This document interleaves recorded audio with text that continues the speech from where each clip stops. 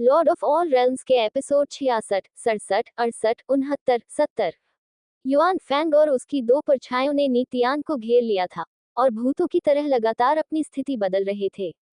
असली yuan Fang को पहचानने में असमर्थ, नीतियान वहीं विचलित खड़ा रहा और अपने अगले कदम पर विचार करता रहा। अचानक उसके दिमाग में एक विचार आया। असली युआन फैंग ने ही उसे नुकसान पहुंचाया था, इसलिए छाया होने के कारण अन्य दो को नजरअंदाज किया जा सकता था। छाया में कभी भी वास्तविक व्यक्ति जितनी शक्ति नहीं हो सकती। ये समझने के बाद नीतियान ने निर्णय लिया कि सबसे बुद्धिमानी का कदम यही होगा कि वह स्थिर रहे और अवसर की प्रतीक्षा करे। एक बार फिर युआन फैंग ने नीतियान की छाती पर मुक्का मारा। दूसरी ओर नीतियान ने पलक तक नहीं झपकाई, उस हमले को पूरी तरह से अनदेखा कर दिया। टकराना। मुक्का नीतियान की छाती पर जोर से लगा। उसने महसूस किया कि उसमें आध्यात्मिक शक्ति समाहित है, लेकिन थोड़ा सा लड़खड़ाने के बाद वह स्थिर रहा, क्योंकि उसके चेहरे पर एक पीड़ादायक भाव उभर आया। पहले दो प्रहारों की तुलना में नीतियान को लगा ये घूंसा कई गुना कमजोर था, जो उसके मजबूत शरीर के लिए पूरी तरह से सहनीय था। यह नकली है। प्रहार सहने के बाद नीतियान अब प्रहार की ताकत में अंतर से आसानी से बता सकता था कि यह युआन फैंग नकली था। आंखें सिकुड़ते हुए और शांत चेहरे के साथ वह अपनी मूल स्थिति में स्थिर रहा और युआन फैंग के एक और हमले के लिए खुद को तैयार कर लिया। दूसरा हमला दाहिनी ओर से हुआ जब युआन फैंग की उंगलियां हुक की तरह नीतियान के कंधे पर फंस गईं। ज़ज़ज़ला। नीतियान के दाहिने कंधे को ढंकने वाला कपड़ा तुरंत ही टुकड़े टुकड़े हो गया।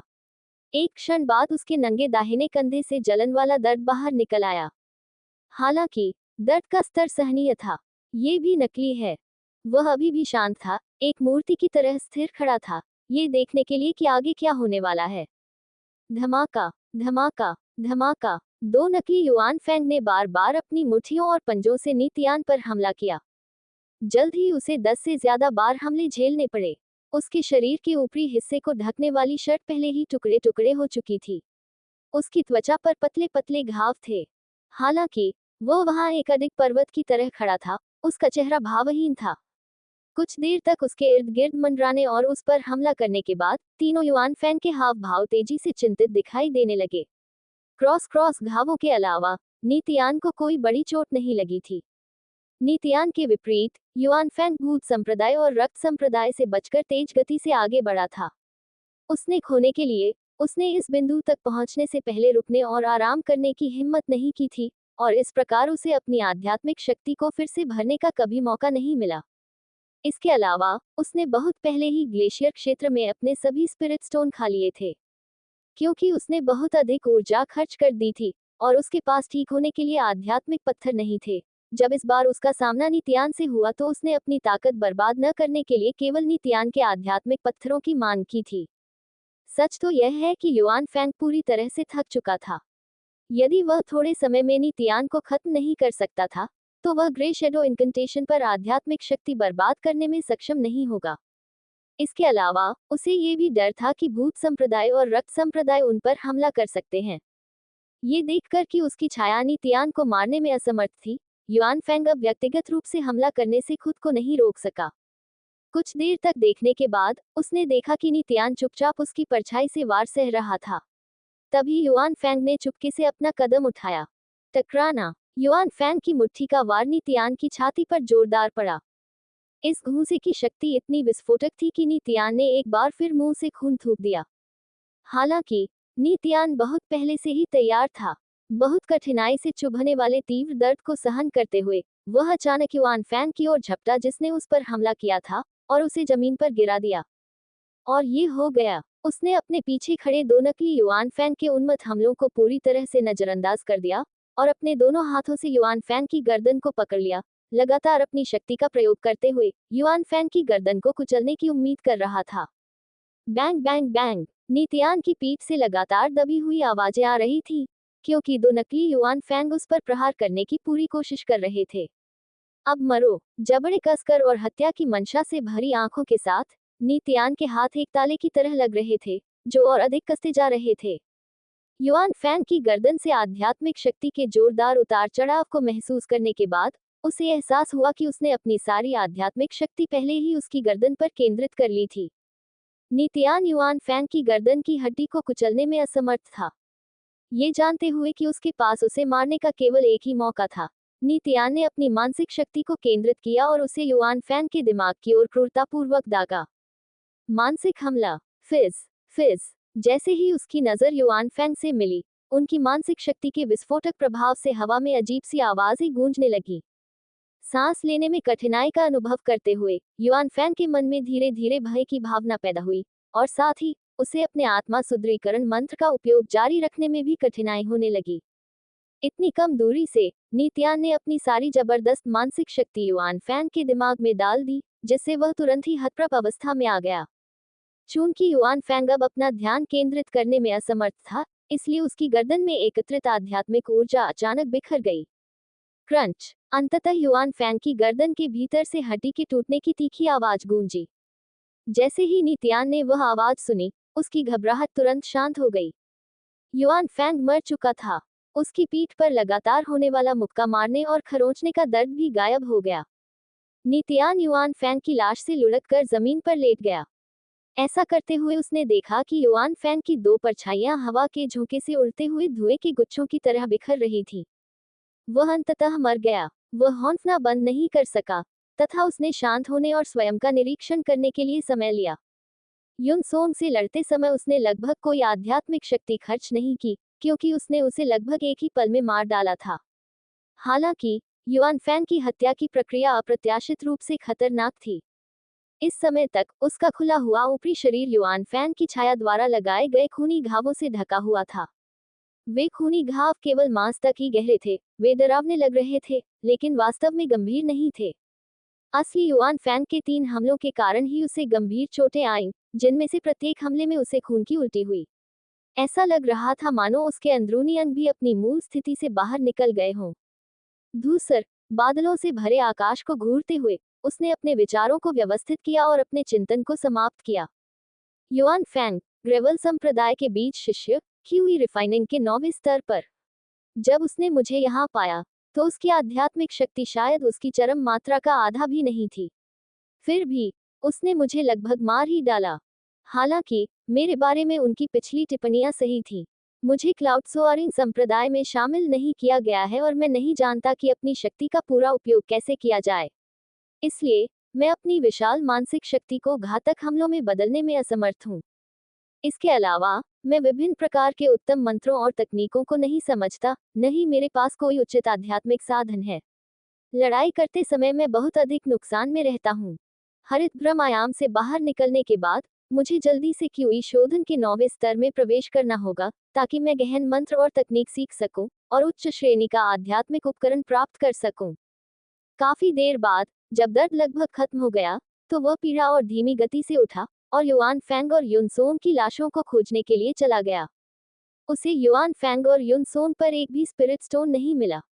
युन सोंग खास तौर पर जर्जर था, उसके पास एक भी वस्तु नहीं थी। नीतियान ने युआन फैंग से अजीबोगरीब बैनर पाया और उसे ले लिया। इसके अलावा ग्रीन इल्यूजन आयाम का एक नक्शा भी था, जिसे ग्रेवल संप्रदाय के किसी व्यक्ति ने युआन फैंग की दूसरी श्रेणी के आध्यात्मिक जानवरों की खोज को सुविधाजनक बनाने के लिए तैयार किया होगा। वह नहीं जानता था कि बैनर का उपयोग कैसे किया जाए, इसलिए फिलहाल यह उसके लिए ज्यादा मददगार नहीं था। लेकिन दूसरी ओर ग्रीन इल्यूजन आयाम का वह नक्शा बेहद मददगार था। बैनर और मानचित्र को अपनी थैली में रखने के बाद उसने उसमें से 2 आध्यात्मिक पत्थर निकाले और ठीक होने के लिए उनकी ऊर्जा को अवशोषित करना शुरू कर दिया। कुछ ही समय में उसने अपनी आध्यात्मिक शक्ति पूरी तरह से पुनः प्राप्त कर ली। हालांकि उसकी चोटों को ठीक होने में अभी भी समय लगना था। इसी समय एक महिला की ठंडी आवाज ने नीतियान को पूरी तरह चौंका दिया। अपने ही लोगों को मार रहे हो, तुम सच में निर्दयी हो। नीतियान, है न? मुझे तुम्हारी याद है। चमकीले लाल कपड़े पहने यूटोंग अचानक एक भूत की तरह ऊंचे रेत के टीले के पीछे से निकली। सच्चाई ये थी कि वह रक्त खोज कंपास की मदद से युआन फैंग और युनसोन का पीछा कर रही थी। जब वे नीतियान से मिले, तब भी वह उन तीनों से 5 किलोमीटर से ज्यादा दूर थी। जैसे जैसे वह धीरे धीरे उनके पास पहुंची और अपने रक्त खोजी कंपास का उपयोग करके आसपास के वातावरण को स्कैन किया, तो उसे ये देखकर आश्चर्य हुआ कि वहां केवल एक ही चमकीला धब्बा बचा था। उसने सोचा कि यह भूत संप्रदाय का कोई व्यक्ति था जो उससे पहले उनके स्थान पर पहुंच गया था, और उसने युआन फैंग और युनसोन को मार डाला था। हालांकि जब वह इस जगह पर पहुंची तो उसे जो व्यक्ति मिला वह नीतियान था। 4 संप्रदायों के परीक्षणकर्ता के रूप में उसने वास्तव में युआन फैंग और युन सोंग को मार डाला। हालांकि वह पूरी तरह से जानता था कि भूत संप्रदाय और रक्त संप्रदाय के शिष्य भी हरे ब्रह्म आयाम में थे। वह नहीं जानती थी कि उनके बीच की नफरत कितनी अक्षम्य थी। हालांकि चूंकि नीतियान अब अकेला था, इसलिए उसे लगा कि नीतियान के लिए अपना कर्ज चुकाने का समय आ गया है। उसने युआन फैंग और युन सोंग के शवों की ओर हिंसक तरीके से हाथ हिलाया। अगले ही पल उनमें से खून बह निकला और तूफान जैसी गति से ऊपर की ओर घूमने लगा। जैसे ही उसने मंत्र पढ़ना जारी रखा, खून जल्द ही 2 रक्त छायाओं में बदल गया। रक्त छाया। जिस क्षण रक्त की परछाइयां बनी, यूटोंग की आंखों में एक रोशनी चमक उठी और रक्त की परछाइयां नीतियान की ओर झपटी। युन सोंग और युआन फैंग की नजर में नीतियान कुछ भी नहीं था। इसलिए जब उन्होंने लड़ाई शुरू की तो उन्होंने उसे कम करके आंका था। हालांकि यूटोंग अलग थी। ग्रीन इल्यूजन आयाम में प्रवेश करने के कुछ ही समय बाद नीतियान ने उसे एक बार हराया था। इसलिए वह लंबे समय से नीतियान को एक योग्य प्रतिद्वंद्वी के रूप में देखती थी, जो एन यंग और युआन फैंग जितना ही सक्षम था। यह अब और भी सच हो गया जब उसे पता चला कि युआन फैंग और युनसोंग दोनों उसके हाथों मारे गए थे। इस क्षण से वह नीतियान को ग्रीन इल्यूजन आयाम में 4 संप्रदायों में से सबसे दुर्जय प्रतिद्वंद्वी मानती थी। इसलिए उसका पहला कदम रक्त संप्रदाय के गुप्त जादू में से एक को जागृत करना था, रक्त छाया। युआन फैंग और युन सोंग के खून से बनी 2 रक्त छायाएं कान फाड़ देने वाली चीखें निकाल रही थी, जैसे 2 भयावह राक्षस उसकी ओर झपटे हों और उनसे अत्यधिक खूनी गंध निकल रही हो। नीतियान ने ठंडी आवाज में कहा, मैंने सुना है कि तुम छोटे स्वर्ग के मंच पर पहुंच गई हो, दुष्ट चुड़ैल। क्या ये सच है? बोलते समय उसने गुप्त रूप से अपनी मानसिक चेतना को उन 2 रक्त छायाओं की जांच करने के लिए मुक्त कर दिया। वह केवल मजबूत की हुई और रक्त को महसूस कर सकता था, लेकिन उसे कोई आत्मा में उतार चढ़ाव नहीं मिला। इसका मतलब यह था कि 2 रक्त छायाओं की कोई स्वतंत्र इच्छा नहीं थी और वे की हुई और रक्त की शुद्ध अभिव्यक्तियां थीं। जैसे ही रक्त की परछाइयों ने हमला किया, उसने अपना हाथ घुमाया और पूरी ताकत से उनकी ओर मुक्का मारा।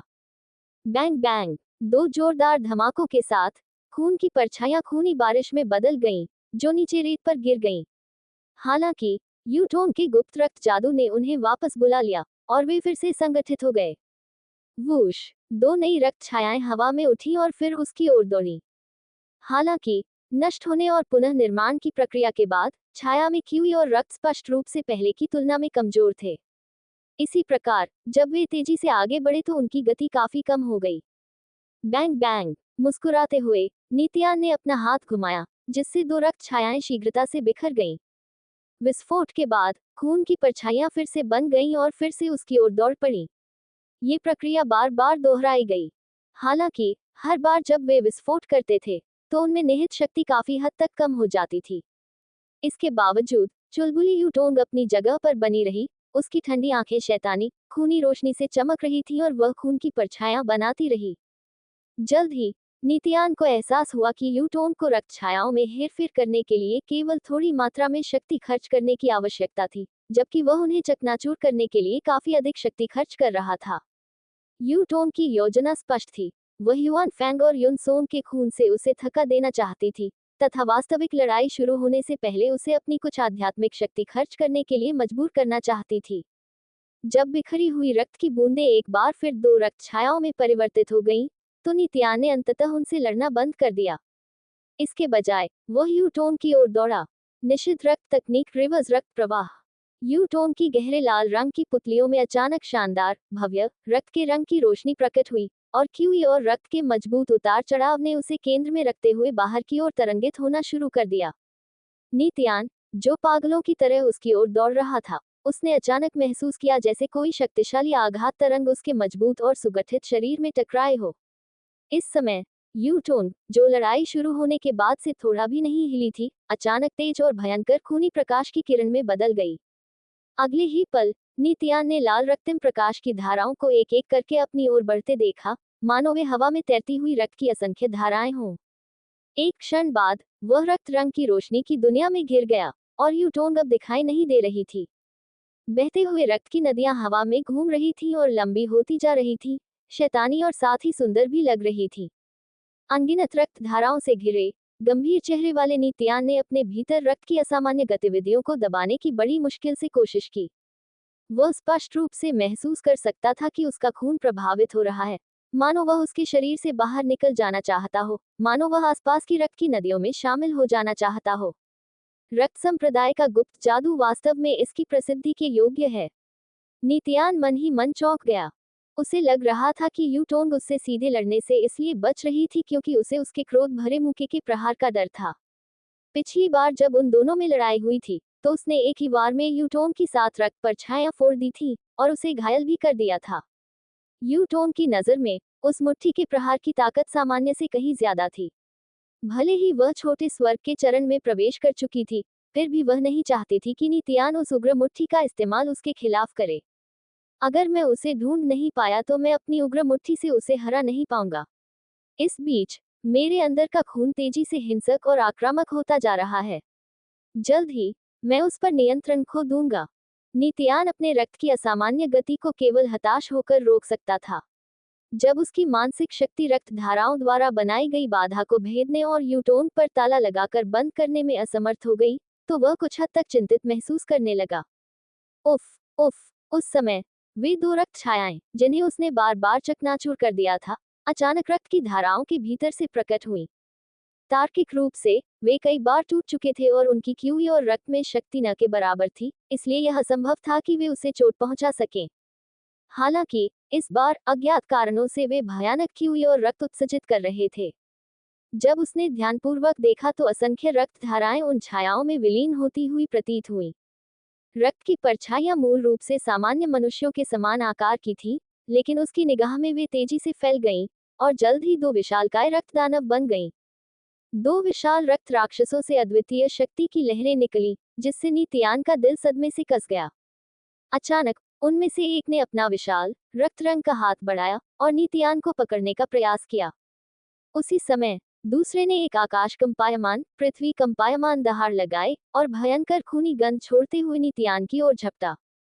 यूटोन, जो कुछ समय के लिए गायब हो गई थी, अब दहाड़ते हुए रक्त राक्षस के कंधे पर बैठी थी। उसके पके हुए होंठ इतने लाल थे कि ऐसा लग रहा था मानो वे खून से फटने वाले हैं। अब उसकी पुतलियां पूरी तरह से खून का रंग ले चुकी थी, जबकि उसके शरीर से अत्यंत खतरनाक आभा निकल रही थी। अपने बाएं हाथ में उसने एक नेत्रगोलक के आकार का मनका पकड़ा हुआ था, जो लगातार रक्त के रंग का तेज प्रकाश दे रहा था। पहली नजर में नित्यान को एहसास हुआ कि यूटोन के हाथ में रक्त मनका एक असाधारण आध्यात्मिक उपकरण था। आध्यात्मिक उपकरण। वह धीरे धीरे महसूस कर सकता था कि रक्त धाराओं का बनना, उनका और विशाल रक्त दानवों का एक हो जाना, और यहाँ तक कि 2 विशाल रक्त दानवों की गतिविधियां, सभी उस मनके से प्रभावित थे। यूटोन ने रक्त संप्रदाय के गुप्त जादू को जगाने के लिए उस रक्त मनके का उपयोग किया होगा। मेरे रक्त दानव पूरी तरह से विकसित हो चुके हैं, मुझे डर है कि तुम। यूटोन ने अपने चमकीले लाल होठों को चाटा और ऐसा भाव दिखाया जैसे कि वह पहले ही जीत चुकी हो।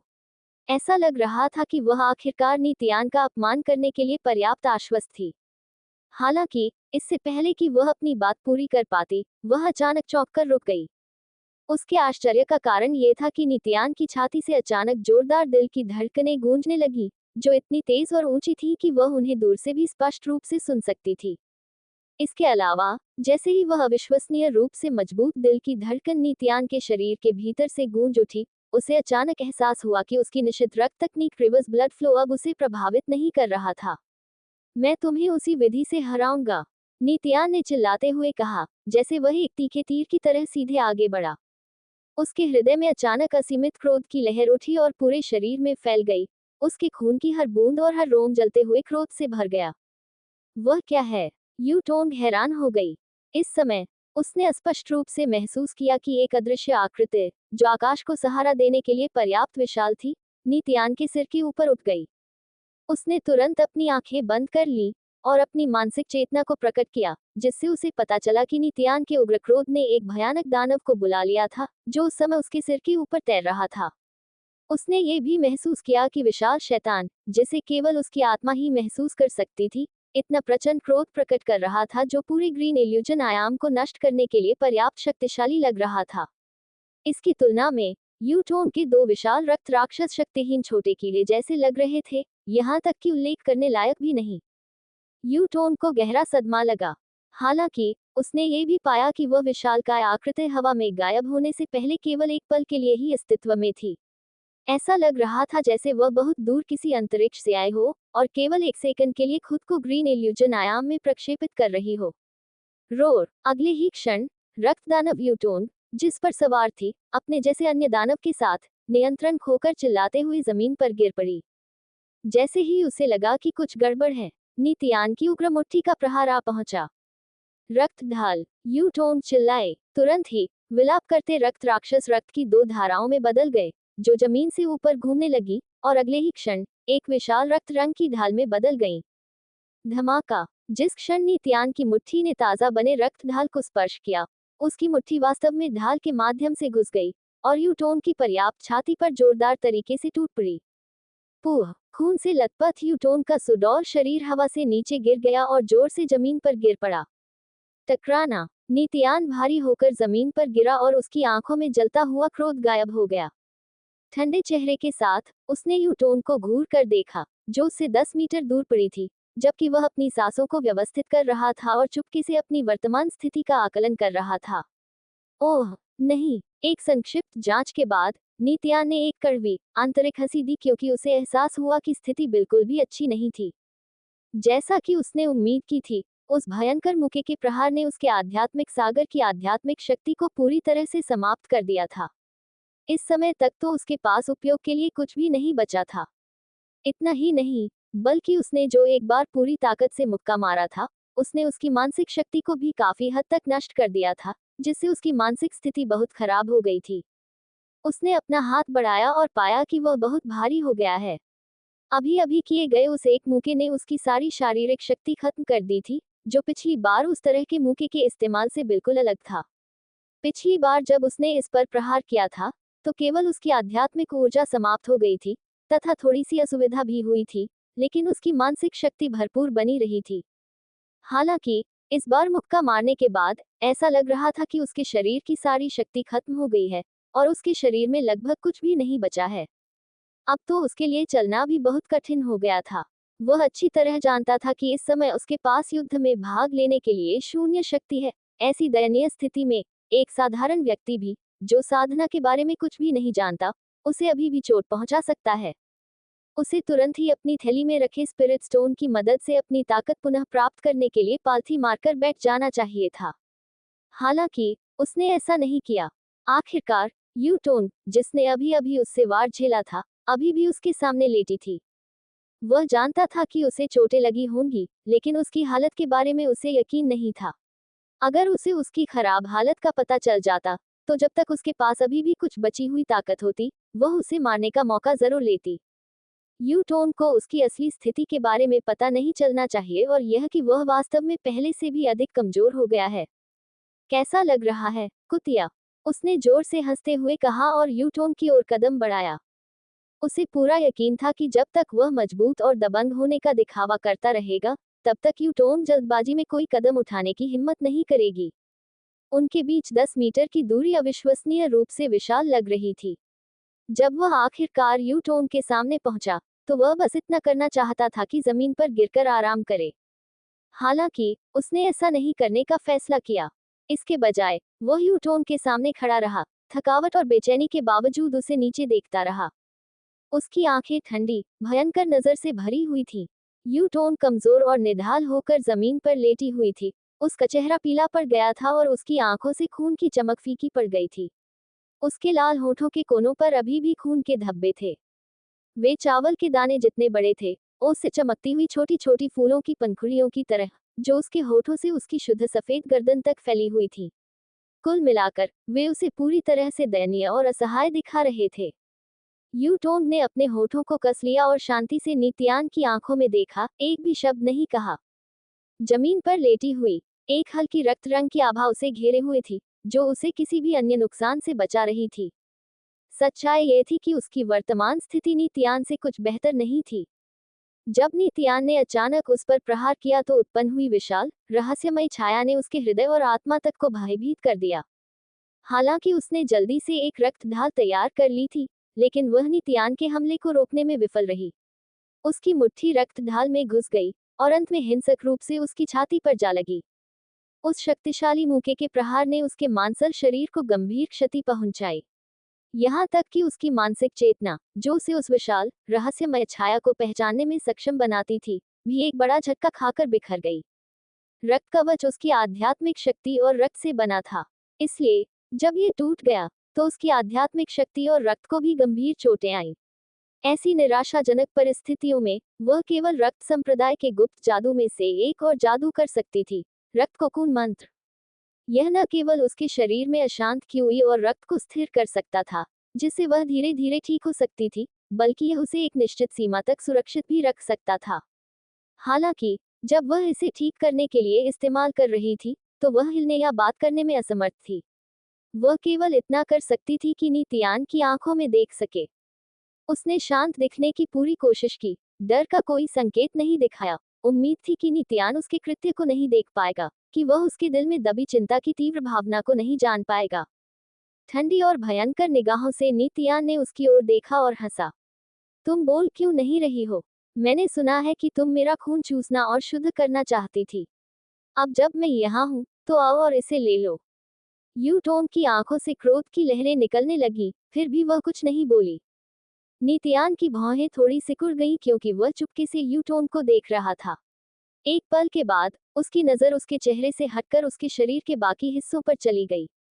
उसके नाजुक और सुडौल शरीर पर फैली रक्त की आभा एक पतली, लाल रंग की परत की तरह लग रही थी, जो उसे किसी भी अन्य नुकसान से बचा रही थी। हालांकि नीतियान की वर्तमान स्थिति को देखते हुए, भले ही उसके पास उसकी रक्षा करने के लिए रक्त आभा न हो, फिर भी उसके लिए उसे मारना लगभग असंभव होगा। वह अच्छी तरह से जानता था कि भले ही उसने थोड़ी आध्यात्मिक शक्ति पुनः प्राप्त कर ली हो, फिर भी उसके लिए सुरक्षा की उस परत को तोड़ना और यूटोन को मारना असंभव होगा। कुछ देर तक चुपचाप उसकी जांच करने के बाद नीतियान ने सोच में अपनी ठुड्डी रगड़ी और कहा, क्या ऐसा है कि तुम बात नहीं करना चाहती? या तुम बात नहीं कर सकती? तुमने एक बार भी अपनी उंगली नहीं हिलाई। क्या इसका मतलब यह है कि तुम इतनी बुरी तरह घायल हो कि तुम बिल्कुल भी हिल नहीं सकती? खैर, अगर ऐसा है, तो मैं तुम्हारे साथ जो चाहूं कर सकता हूं। क्या मैं सही हूं? इन शब्दों के साथ नीतियान ने अंततः यूटोन की चमकदार आंखों में डर देखा। हाँ हाँ, राहत महसूस करते हुए वह मुस्कुराया और धीरे से उसके बगल में बैठ गया। उसकी आंखों में देखते हुए उसने अपनी दाहिनी तर्जनी उंगली उसकी सुंदर ठोड़ी की ओर बढ़ा दी। यूटोन की आंखों में घबराहट और आक्रोश भर गया। जैसे ही उसकी उंगली सावधानी से उसकी ठोड़ी के पास पहुंची, पहली चीज जिसे उसने छुआ वह वास्तव में रक्त आभा की पतली परत थी, जो नर्म त्वचा की परत की तरह महसूस हो रही थी। नीतियान, जो गुप्त रूप से पहरा दे रहा था, उसने महसूस किया कि उसके साथ कुछ भी अजीब नहीं हुआ था, न ही उसने उसकी उंगली जलाई थी। वह ये नहीं जानता था कि रक्त कोकून मंत्र द्वारा निर्मित रक्त आभा केवल तभी प्रतिबल उत्पन्न करेगी जब वह आध्यात्मिक शक्ति के उतार चढ़ाव का पता लगाएगी।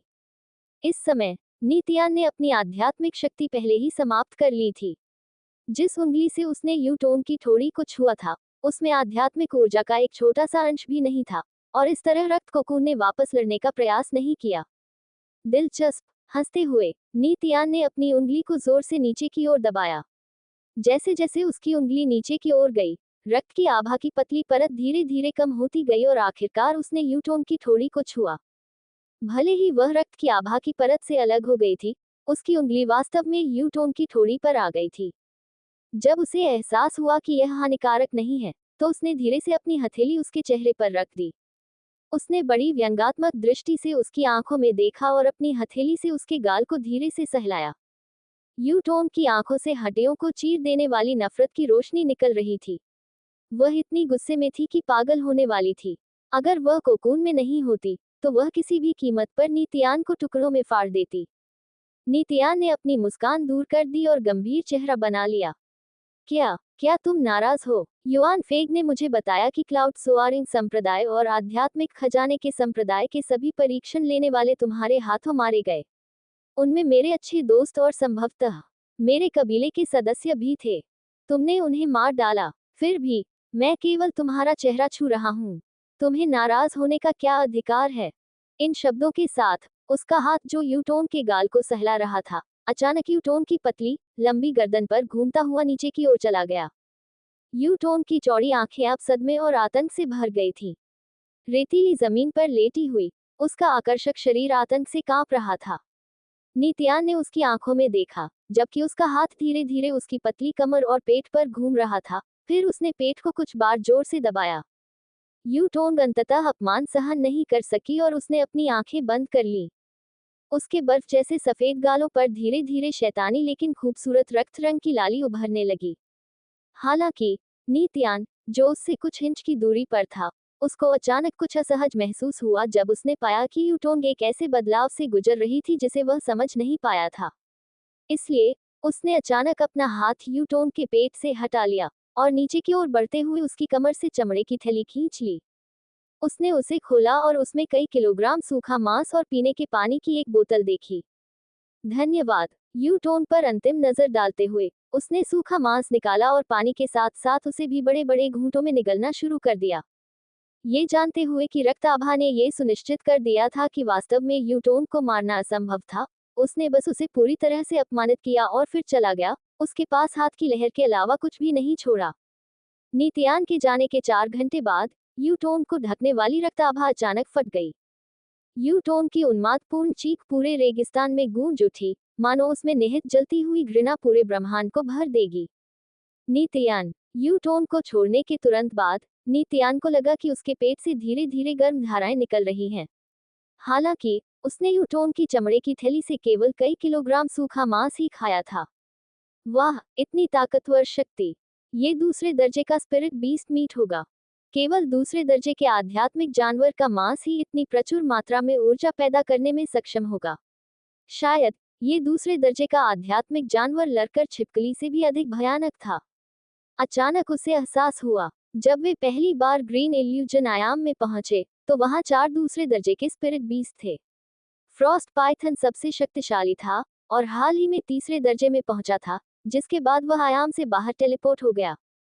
बाकी लोगों के लिए लड़कर छिपकली को पहले ही जियांग लिंगजू के समूह द्वारा मार दिया गया था और झेंग बिन के समूह ने संभवतः ज्वालामुखी क्षेत्र में एक और को मार दिया था। यदि उसका अनुमान सही था, तो यूटोन के चमड़े के थैले के अंदर का सूखा मांस दूसरे दर्जे के अंतिम आध्यात्मिक जानवर का होना चाहिए। उस क्षण नित्यान के शरीर के हर कोने में गर्मी की धाराएं फैलने लगी। ऊर्जा के पोषण और पुनः पूर्ति के तहत उसका थका हुआ शरीर तेजी से ठीक हो गया। चूंकि वह तेज गति से आगे बढ़ रहा था, इसलिए उसे बैठकर शांतिपूर्वक अपनी ऊर्जा को अपने आध्यात्मिक सागर में प्रवाहित करने का अवसर नहीं मिला। हालांकि जो ऊर्जा उसके रक्त और मांसपेशियों में फैल गई थी, उसने उसे इतना जोश से भर दिया कि अब उसे अपने कदमों में भारीपन महसूस नहीं होता था। वह अच्छी तरह जानता था कि एक बार यूटोंग ने चलने की क्षमता हासिल कर ली, तो वह उसे हर कीमत पर शिकार करेगी। इसलिए उसने रुकने और अपने सूखे आध्यात्मिक समुद्र को आत्मा के पत्थरों से भरने की हिम्मत नहीं की। कभी कभी वह युआन फैंग से प्राप्त नक्शा निकालता, दिशा निर्धारित करता और किसी भी चीज की परवाह किए बिना आगे बढ़ जाता। उसने पहले ही रेगिस्तान और ज्वालामुखी क्षेत्र के बीच की सीमा की ओर जाने का विचार छोड़ दिया था ताकि वह नियंग, जियांग लिंगजू और अन्य लोगों से मिल सके। वह केवल ग्रीन इल्यूजन आयाम के प्रवेश द्वार पर लौटना चाहता था। वह जानता था कि यह बहुत संभव है कि भूत संप्रदाय और रक्त संप्रदाय के शिष्य अभी भी रेगिस्तान की गहराई में क्लाउड सोआरिंग संप्रदाय और आध्यात्मिक खजाने के संप्रदाय के बचे हुए लोगों का पीछा कर रहे हों और उन्हें मार रहे हों। अगर वह उसी दिशा में आगे बढ़ता, तो बहुत संभावना थी कि उसका सामना भूत संप्रदाय और रक्त संप्रदाय के शिष्यों से हो जाता। क्रोध पंच का जबरन इस्तेमाल करने के बाद भी उसकी हालत खराब थी। उसका आध्यात्मिक सागर खाली था और उसे डर था कि अगर वह भूत संप्रदाय और रक्त संप्रदाय के लोगों से टकरा गया, तो उसे आसानी से मार दिया जाएगा। इसके अलावा यूटोंग भी उसकी हालत स्थिर होने और चलने फिरने की क्षमता वापस पाने के बाद उसका पीछा करने में पूरी ताकत लगा देगी। वह निश्चित मृत्यु का मार्ग कदापि नहीं चुनेगा। यूटोंग से प्राप्त सूखे मांस की अल्प मात्रा पर भरोसा करते हुए नित्यान ने धीरे धीरे अपनी शारीरिक शक्ति पुनः प्राप्त कर ली, लेकिन उसने रुकने और आराम करने की हिम्मत नहीं की और आगे बढ़ता रहा। अज्ञात समयावधि के बाद उसने दूरी पर अनेक ग्लेशियर देखे और जान गया कि वह शीघ्र ही रेगिस्तान छोड़ देगा। मैं लगभग वहां पहुंच ही गया हूं, उसने मन ही मन सोचा। जब मैं ग्लेशियर क्षेत्र में प्रवेश करूंगा तो मैं स्पिरिट स्टोन से अपनी शक्ति पुनः प्राप्त कर लूंगा। 2 घंटे बाद अंततः वह अपने क्षीण शरीर को रेगिस्तान से बाहर खींचकर कड़ाके की ठंड वाले ग्लेशियर क्षेत्र में ले गया। जैसे ही वह पहले ग्लेशियर के तल पर पहुंचा, उसे एक सुनसान घाटी मिली और उसने स्वयं को बर्फ के ढेर से ढक लिया, तथा उसके बाद उसने स्पिरिट स्टोन की सहायता से अपनी ताकत पुनः प्राप्त करना शुरू किया। आध्यात्मिक पत्थरों के बिना और केवल ग्रीन इल्यूजन आयाम में मंद आध्यात्मिक क्यूई पर निर्भर रहने पर नीतियान को अपनी आध्यात्मिक शक्ति को पूरी तरह से पुनः प्राप्त करने में संभवतः कुछ दिन लगेंगे। लेकिन आध्यात्मिक पत्थरों में, यहाँ तक कि निम्न श्रेणी के पत्थरों में भी शुद्ध और परिष्कृत आध्यात्मिक शक्ति होती है। इसलिए उनकी मदद से स्वास्थ्य लाभ की प्रक्रिया को काफी हद तक तेज किया जा सकता है। शुद्ध और परिष्कृत आध्यात्मिक शक्ति की धाराएं आध्यात्मिक पत्थरों से उसके आध्यात्मिक सागर में प्रवाहित हो रही थीं। उस सुखद एहसास ने नीतियान को लगभग जोर से जयकारे लगाने पर मजबूर कर दिया। इसमें कोई आश्चर्य नहीं कि जब वे लोग ग्रीन इल्यूजन आयाम में प्रवेश कर रहे थे, तो उनके पास स्पिरिट स्टोन थे। स्पिरिट स्टोन की मदद से साधना करना वाकई बहुत आसान और अधिक आरामदायक है। कुछ ही समय में एक आध्यात्मिक पत्थर की आध्यात्मिक शक्ति समाप्त हो गई और वह टूटकर एक साधारण पत्थर में बदल गया। उसने तुरंत दूसरा निकाला। केवल 1 घंटे में उसने 7 आत्मिक पत्थरों को सुखा दिया और उसका पहले से सूखा हुआ आध्यात्मिक सागर एक बार फिर आध्यात्मिक शक्ति से भर गया। जैसे ही वह पूरी तरह से ठीक हो गया, उसने अपना आत्मविश्वास पुनः प्राप्त कर लिया, ये जानते हुए कि अब वह किसी के झांसे में नहीं आएगा। हालांकि वह जहां से आया था वहां लौटने की हिम्मत नहीं जुटा पाया, मुख्यतः इसलिए क्योंकि वह फिर से यू-टर्न का सामना नहीं करना चाहता था। कुछ मामूली समायोजन के बाद वह बर्फ के ढेर से बाहर निकल आया और आगे बढ़ गया। वह केवल ग्रीन इल्यूजन आयाम के द्वार पर लौटना चाहता था और वहां अन्य जीवित बचे लोगों की प्रतीक्षा करना चाहता था। फ्रॉस्ट पायथन के चले जाने के बाद ग्लेशियर क्षेत्र अब खतरनाक नहीं रह गया था।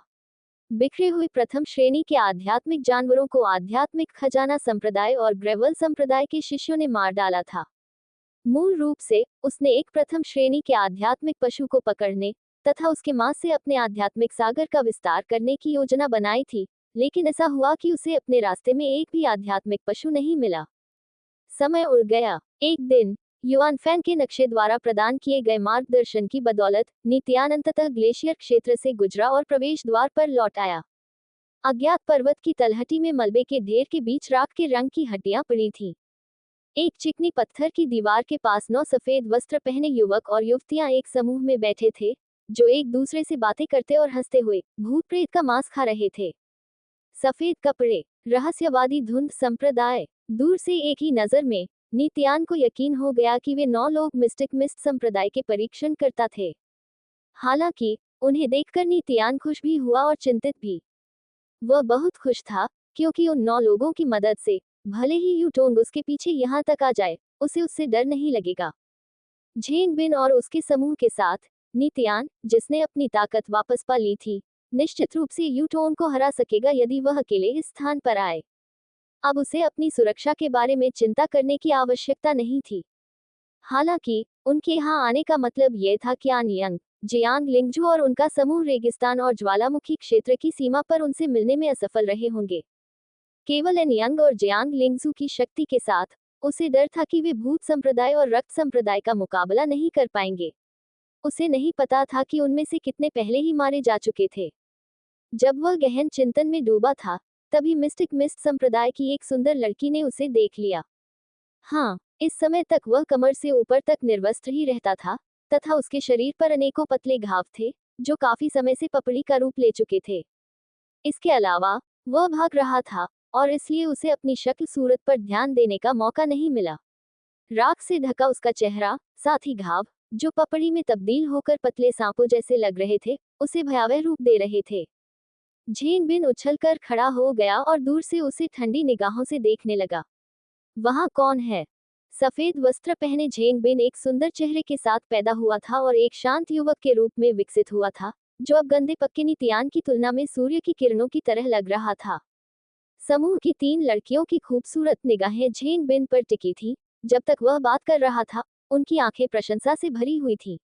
हालांकि जब उन्होंने अपनी नजरें नीतियान पर घुमाई, तो उनके चेहरे अचानक गंभीर हो गए और उनकी आंखों में श्रद्धा की जगह तुरंत घृणा ने ले ली।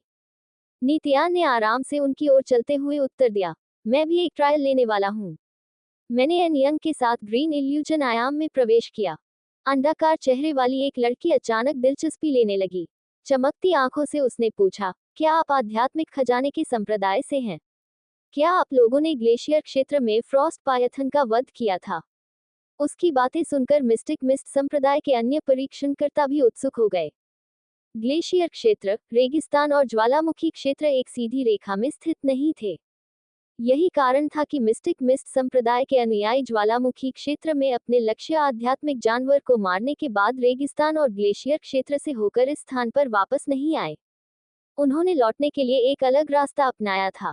महीनों बीत चुके थे और वे जानते थे कि भले ही वे ग्लेशियर क्षेत्र और रेगिस्तान में फ्रॉस्ट पायथन और लड़कर छिपकली को मारने के लिए गए हों, वे सफल नहीं होंगे, इसलिए उन्होंने बहुत पहले ही हार मान ली थी। हालांकि ग्रीन इल्यूजन आयाम के नियमों में केवल हत्या पर प्रतिबंध था, लेकिन आपस में लड़ाई पर नहीं। वे जल्दी वापस इसलिए आए थे ताकि अपनी शक्ति को फिर से प्राप्त कर सकें और अन्य 3 संप्रदायों से आध्यात्मिक जानवर का सिर छीन सकें। जिस तरह से उन्होंने इसे देखा, चूंकि नीतियान आध्यात्मिक खजाना संप्रदाय के साथ था, उसने अकेले आकर खुद को शिकार बना लिया था। नहीं, हमने ऐसा नहीं किया, नीतियान ने भौहें से कुड़ी। जैसे ही वह उन्हें भूत संप्रदाय और रक्त संप्रदाय के शिष्यों के बारे में बताने वाला था, झेंग बिन ने ठंडी सांस ली और उदासीन चेहरे के साथ कहा, उसे बांधो और उसकी तलाशी लो। हम नहीं चाहते कि जब वे आए तो वह आध्यात्मिक खजाने के संप्रदाय की सेना में शामिल होकर हमसे लड़े। अंडाकार चेहरे वाली लड़की ने सहमति जताई। ठीक है, चलो जैसा हमने प्लान किया है वैसा ही करते हैं। उसके बाद मिस्टिक मिस्ट संप्रदाय के 2 सफेद पोशाक पहने लड़के उत्साह से उठे और बिना कुछ कहे नीतियान को पकड़ने के लिए आगे बढ़े। उन्होंने अनुमान लगाया कि चूंकि नीतियान वहां आ गया था, इसलिए आनयंग और आध्यात्मिक खजाना संप्रदाय के अन्य लोग उसके ठीक पीछे होंगे। वे पहले ही क्षण में नीतियान को पकड़ना चाहते थे, ताकि वह भविष्य में एनियंग की सहायता न कर सके। तुरंत आत्मसमर्पण कर दो, जब तक तुम अच्छा व्यवहार करोगे, हम तुम्हें परेशान नहीं करेंगे। नीतियान के सामने सबसे पहले एक मजबूत किशोर आया।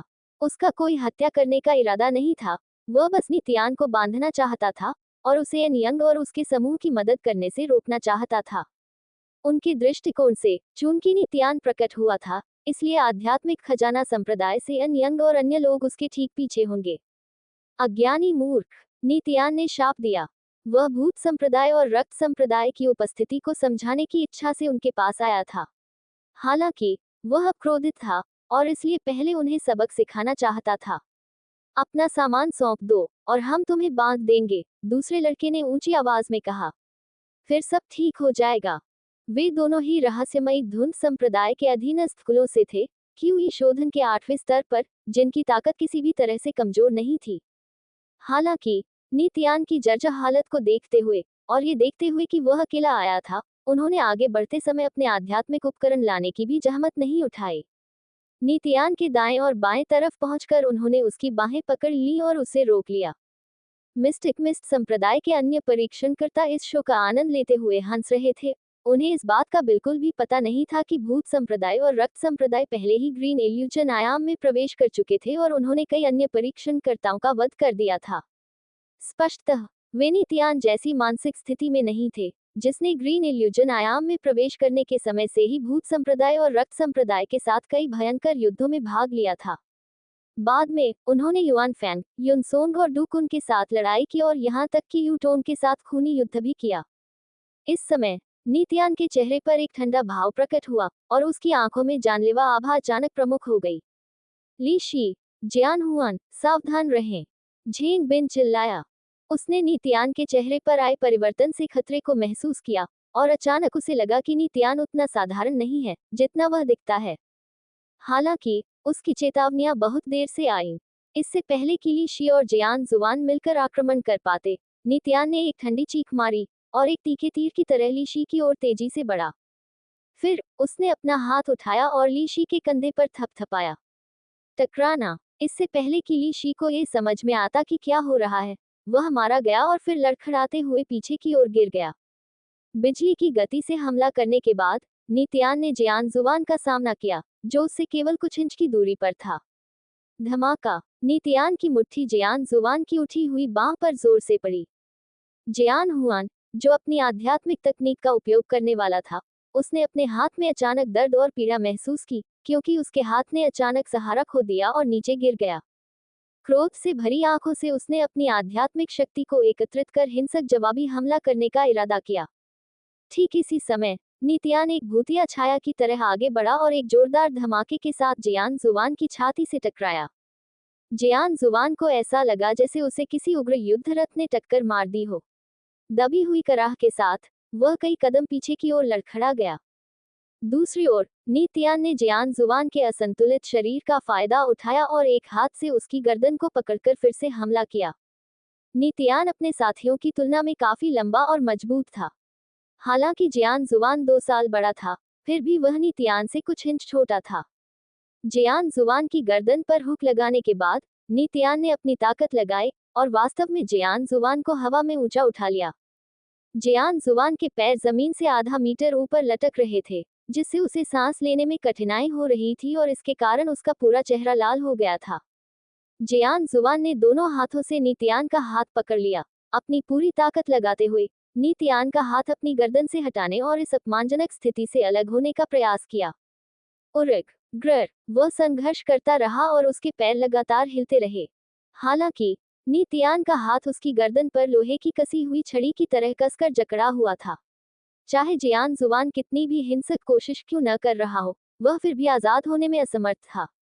अपनी आंखों में क्रूर और भयंकर भाव लिए नितियान ने जियान जुवान को घूर कर देखा। ठीक से व्यवहार करो, नहीं तो मैं तुम्हारी गर्दन तोड़ दूंगा। उसने अपनी पकड़ थोड़ी और मजबूत कर ली। ऐसा करते हुए जियान जुवान अब और कराह भी नहीं सका। नितियान को घूरते हुए जियान जुवान के दिल में अचानक डर बढ़ गया। हालांकि वह जानता था कि ग्रीन इल्यूजन आयाम में हत्या की अनुमति नहीं थी, फिर भी उसे लगा कि अगर वह ठीक से व्यवहार नहीं करेगा तो नितियान वास्तव में उसकी गर्दन तोड़ देगा। स्थिति को समझते हुए वह तुरंत शांत हो गया और अब संघर्ष करने की हिम्मत नहीं जुटा पाया, क्योंकि उसे डर था कि वह नितियान को नाराज कर देगा। इस समय लीशी ने क्रोध की प्रचंड लहरों के साथ नितियान की ओर आक्रमण किया। उसके हाथ में चांदी की रोशनी से चमकती एक कुल्हाड़ी थी। जियान जुवान को जाने दो। नितियान ने उसकी ओर मुंह किया, जियान जुवान को अभी भी पकड़े हुए, और शांति से कहा, क्या आप उसे मरवाना चाहते हैं? लीशी को अचानक पता चला कि गहरे लाल चेहरे वाला जियान हुआन अपनी आंखों से लीशी से कह रहा था कि वह जल्दबाजी में कोई काम न करे। वह तुरंत रुक गया। अपना हाथ रोक लो, झेंग बिन ने पुकारा। ठंडी सांस लेते हुए नितियान ने अपना हाथ थोड़ा ढीला किया ताकि जियान जुवान आखिरकार फिर से सांस लेना शुरू कर सके। कुछ क्षण पहले मैं चाहता था कि तुम अपना हाथ रोक लो, लेकिन तुम लोगों ने मुझे मौका नहीं दिया और तुरंत मुझ पर हमला करने के लिए दौड़ पड़े। हालांकि उसने जियान जुवान को नहीं छोड़ा, बल्कि उसे हवा में ऊपर उठाए रखा और कहा, क्या अब हम ठीक से बात कर सकते हैं? झेंग बिन ने जल्दी से जवाब दिया, जियान जुवान को जाने दो और हम बात करेंगे। अंडाकार चेहरे वाली लड़की ने नितियान को घूरते हुए उसे गुस्से से डांटा, क्या तुम पागल हो? तुमने उसे लगभग मार ही डाला था। हम तुम्हें सिर्फ इसलिए पकड़ना चाहते थे ताकि तुम एनियन की मदद न कर सको। हम तुम्हें चोट नहीं पहुंचाने वाले थे। क्या तुम्हारे लिए इतनी हिंसक प्रतिक्रिया करना जरूरी है? फिर अन्य लड़के और लड़कियां भी उसके साथ शामिल हो गए और नितियान की ओर इशारा करते हुए उसे बहुत जोर से हमला करने के लिए कोसने लगे। नितियान ने कोई जवाब नहीं दिया। इसके बजाय उसने अपनी बर्फीली निगाहों से उन सभी को देखा। एक के बाद एक उन्होंने अपना मुंह बंद कर लिया। इस समय नितियान अभी भी जियान जुवान को हवा में पकड़े हुए था। अपनी शक्ति के प्रयोग के कारण नितियान की सिकुड़ी हुई मांसपेशियों ने उसके नंगे ऊपरी शरीर पर निशानों को विशेष रूप से दुष्ट बना दिया था। आपस में गुथे हुए घाव और उसका कठोर चेहरा नितियान को ऐसा प्रतीत करा रहे थे मानो वह एक नरभक्षी जानवर में बदल गया हो तथा उसके पूरे शरीर से दम घुटने वाली आभा निकल रही हो। टकराना। जब सब लोग शांत हो गए तो नितियान ने सिर हिलाया और जियान जुवान को एक तरफ गिरा दिया। राहत महसूस करते हुए जियान जुवान दुगना हो गया। उसने बड़ी बड़ी सांसें ली और नितियान पर दोबारा हमला करने की हिम्मत नहीं जुटा पाया। हालांकि ये देखकर कि जियान जुवान सुरक्षित है, लीशी की आंखें नितियान पर फिर से हमला करने की इच्छा से चमक उठी। रहने दो, लीशी, झेंग बिन ने भौहें सिकोड़ते हुए कहा। चूंकि उसने जियान जुवान को जाने दिया है, इसलिए हम उसका सामना करेंगे और जब आध्यात्मिक खजाना संप्रदाय के लोग आएंगे तो हम उस पर हमला करेंगे।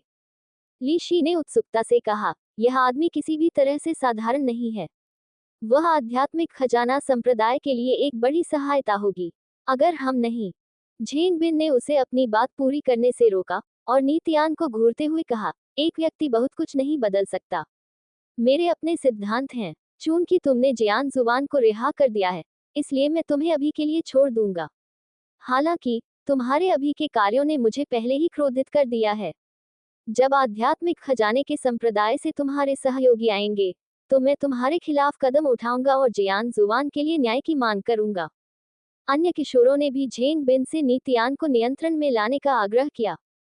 बड़े भाई बिन, आप बहुत ज्यादा खुलेआम बात कर रहे हैं। उस जैसा आदमी इसके लायक नहीं है। हमें उसे अभी पकड़ लेना चाहिए। वह बहुत खतरनाक है। हम उसे आध्यात्मिक खजाने वाले संप्रदाय के लोगों से हाथ नहीं मिलाने दे सकते। वह सही कह रहे हैं, बड़े भाई बिन।